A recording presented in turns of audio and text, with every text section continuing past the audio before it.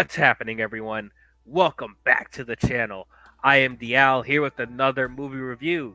Today, we're going to be talking about Kung Fu Panda 3 that came out in 2016. We're talking about all the Kung Fu Panda movies leading up to Kung Fu Panda 4, which is going to be out in theaters this weekend. I've already talked about the first two films. If you guys haven't seen my reviews for those, you can check out my channel. I have a playlist for the first two reviews. But let's not waste any more time. Let's get into Kung Fu Panda 3.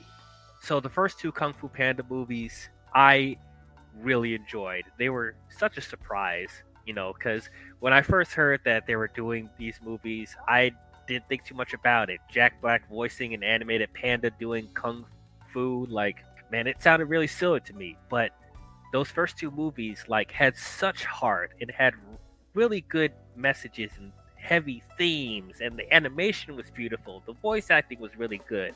The martial arts in those films I thought were very well done. So yeah, in my opinion, I think Kung Fu Panda is some of DreamWorks' best animated films so far.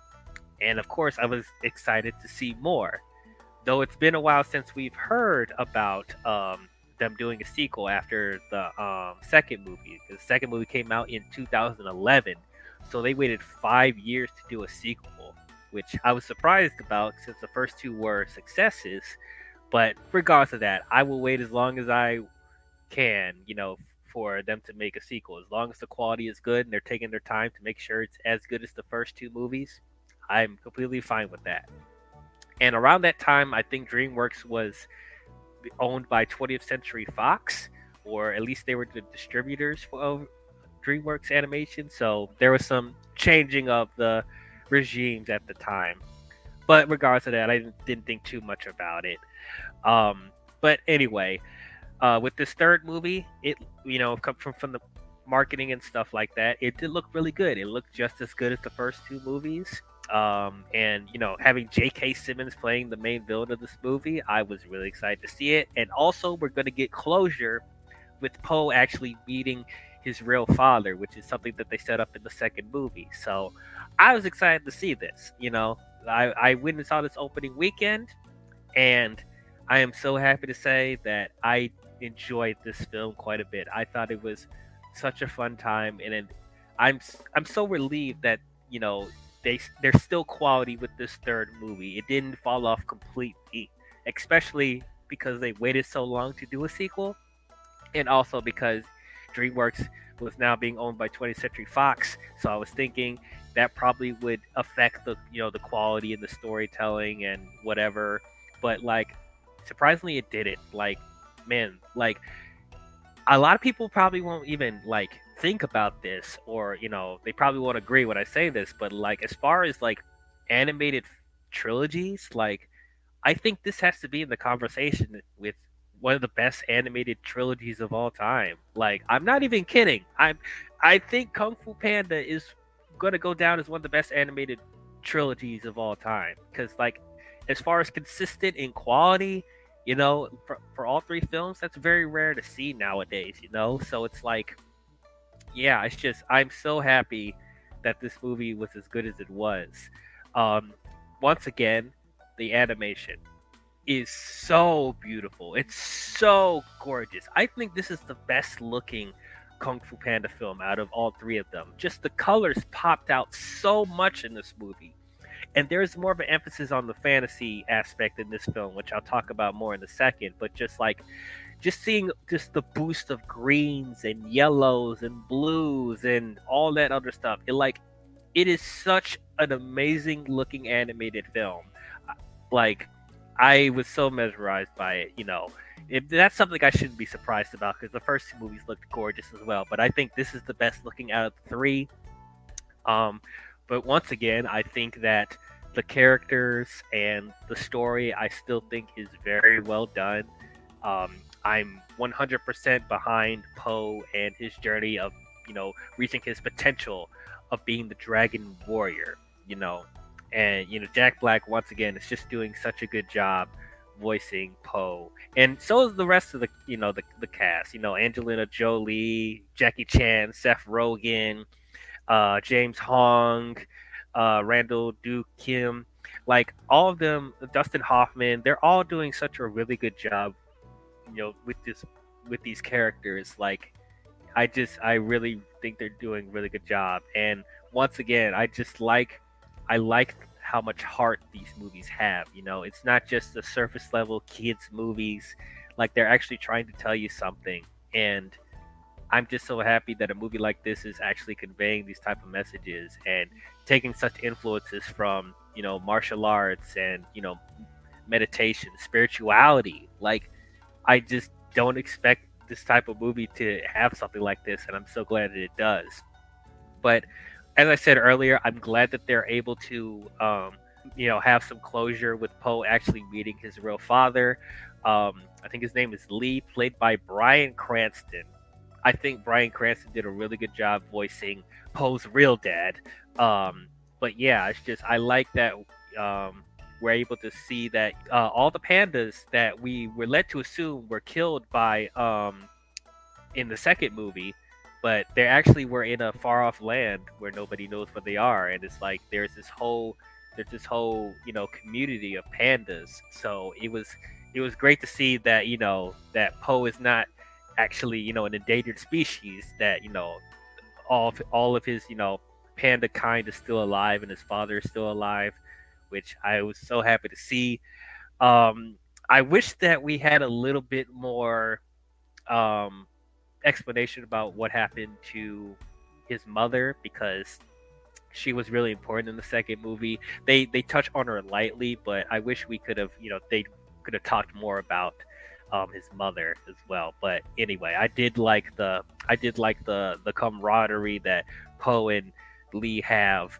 Because they haven't seen each other in years, and it's like they're just taking the time to just bond. It's not just all about the urgency of the situation with Kai coming. It's like them actually trying to bond as father and son, and Poe actually learning what it means to be a panda. Because he wasn't raised by pandas; he was raised by a goose. So yeah, I just like seeing all that and seeing the whole panda community. I think that was really good. The Furious Five, once again, I think are really good. Angelina Jolie as Tigress, I think is probably my favorite of the Furious Five. And once again, just seeing you know, comparing where Tigress and Poe started off in the first movie, where Tigress didn't like him at all, to now that they're actually close friends. I just like seeing that full circle here. But the other members of the Furious Five were really good.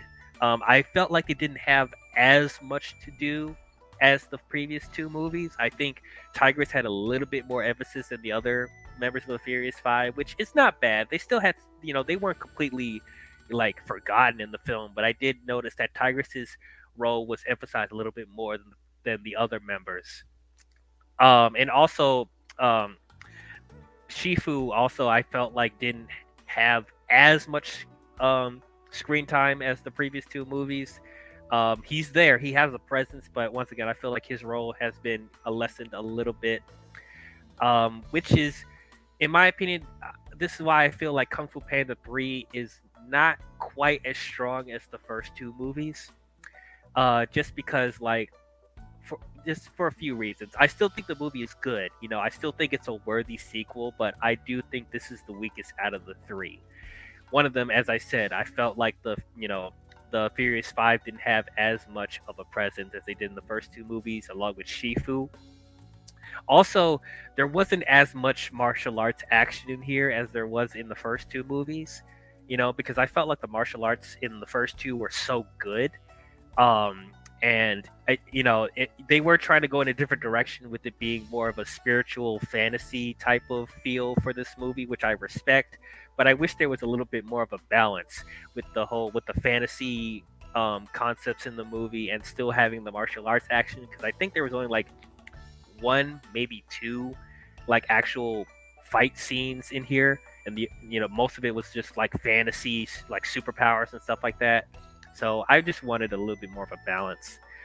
Also, there's this whole theme of Poe learning about chi, and I felt like the way that they were having Poe learn chi, it didn't feel that clear and consistent. Um, because like they made it seem like Poe had to learn inner peace and meditation to actually learn chi. But then there's also this other thing where it's like Poe not fully understanding who he is when he um interacts with the other pandas and stuff like that. So it's like, is it about him finding his true self, or is it about him finding inner peace? It wasn't fully consistent. And then as far as like Shifu knowing a little bit about chi, and then Lee Poe's dad knowing a little bit more about chi, it seemed like they kind of knew, but not exactly. And I know they were trying to make that whole message of Poe being like becoming the teacher instead of the student, which that's also a really good message to have.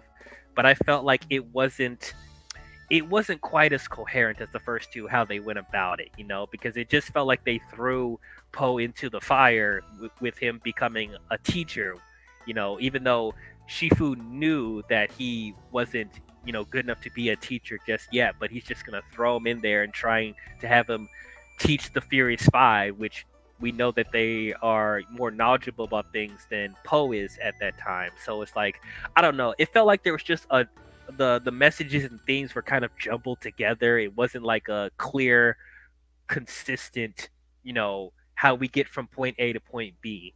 So that's just my opinion. And also, we haven't talked about Kai, voiced by J.K. Simmons. I think he's a really entertaining villain. I like that his gimmick is that he is someone from the spirit world, and he's turning all the martial arts masters into these green chi warriors, whatever, green statue like warriors. I think that's a pretty cool power that he has, and I like J.K. Simmons voicing Kai. I think was very, very entertaining. He's very charismatic. Like, I like that this villain was once again able to have a little bit of fun, but also having some intimidation. I wish there was more of him though, because I didn't feel like he had as much of a presence as the first two villains. Like, it almost felt like they were focusing so much on Poe and his, him in the Panda Valley and stuff like that. Like, it almost felt like we forgot that Kai was, coming to the real world and, about to try and take over the world. So I felt like they should have had more screen time with him to remind us that he's the looming threat of the film. But I still liked Kai as a villain. I think he's very entertaining. I just wish we had more development with him.